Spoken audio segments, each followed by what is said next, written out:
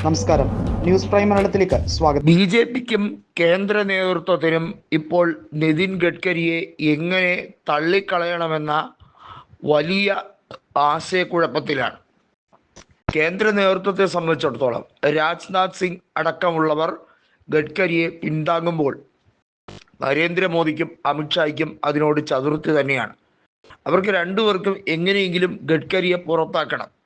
ധർമ്മേന്ദ്ര പ്രധാന്റെ പിന്നാലെ രണ്ടാമത്തെ വിക്കറ്റും വീണു എന്ന് മാധ്യമങ്ങൾക്ക് കൊട്ടിഘോഷിക്കാനും പ്രതിപക്ഷത്തിന് അതൊരു ചരിത്ര വിജയമായി ആഘോഷിക്കാനും താൽക്കാലികമായി ബി.ജെ.പിയുടെ ഓഫീസ് പൂട്ടി എന്ന രീതിയിലേക്ക് ചിത്രീകരിക്കാനും അവർക്ക് ഒരു വലിയ ഇരയെ ഇട്ടുകൊടുക്കാനാണ് അമിത്ഷായും നരേന്ദ്രമോദിയും സംയുക്തമായി ആലോചിക്കുന്നതായി റിപ്പോർട്ടുകളുള്ളത്. നമുക്കറിയാം, എത്തനോൾ കലർന്ന പെട്രോൾ ഈ വിപണിയിൽ, ഇന്ത്യൻ വിപണിയിൽ ഇറക്കവേ വാഹനങ്ങളുടെ ഇന്ധനക്ഷമതയുമായി ബന്ധപ്പെട്ട കാര്യം, അതിൻ്റെയൊക്കെ ലൈഫ് സ്പാൻ കുറഞ്ഞു വരുന്ന സാഹചര്യത്തിലേക്ക് പോവുകയാണ്. ചുരുക്കി പറഞ്ഞാൽ ഓട്ടോമൊബൈൽ ഇൻഡസ്ട്രിയെ തന്നെ മൊത്തത്തിൽ പ്രതികൂലമായി ബാധിക്കുന്ന രീതിയിലേക്ക് സാഹചര്യങ്ങൾ മാറ്റപ്പെടും. പക്ഷേ അതൊന്നും ഗഡ്കരിയോ ഗഡ്കരിയുടെ മകൻ്റെ കമ്പനിയോ കൂസുന്നില്ല എന്നുള്ളത് പ്രതിപക്ഷം ശക്തമായി തന്നെ പറയുകയാണ്. ഒരു ഘട്ടത്തിൽ ഗഡ്കരിയെ വാനോളം പ്രശംസിച്ച പ്രതിപക്ഷം ഇപ്പോൾ ഗഡ്കരിയെ കാണുന്നത് തന്നെ ചതുർത്ഥിയാണ് എന്ന രീതിയിലേക്കാണ്. ഗഡ്കരി ഒരു ബിസിനസ്മാനാണ്, പക്ഷേ അദ്ദേഹം മികച്ച രീതിയിൽ റോഡുകളുടെ നിലവാരം ഉയർത്തുന്നതിൽ മുഖ്യ പങ്ക് വഹിച്ച ആളാണ് എന്ന് പ്രതിപക്ഷം അക്ഷരം തെറ്റാതെ വിളിച്ചു പറഞ്ഞിട്ടുണ്ട്.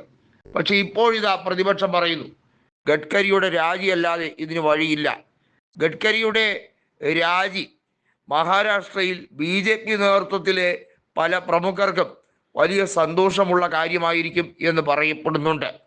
പ്രത്യേകിച്ചും നാഗ്പൂരുകാരൻ തന്നെയായ മഹാരാഷ്ട്രയുടെ മുഖ്യമന്ത്രി ദേവേന്ദ്ര ഗംഗാധർ ഫട്നാവിസ് വലിയ തോതിൽ ഗഡ്കരിയെ എതിർക്കുന്ന വ്യക്തിയാണ്.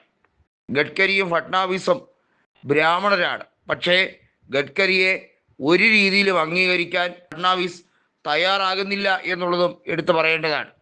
ഗഡ്കരിയെ കേന്ദ്രമന്ത്രിസഭയിൽ നിന്നും ഒഴിവാക്കിയാൽ പല തോതിലും ബി.ജെ.പിക്കുള്ളിൽ അടിപൊട്ടാനുള്ള സാധ്യത മുന്നിൽ കണ്ടാണ് താൽക്കാലികമായി ഒന്നും ചെയ്യാത്തത്.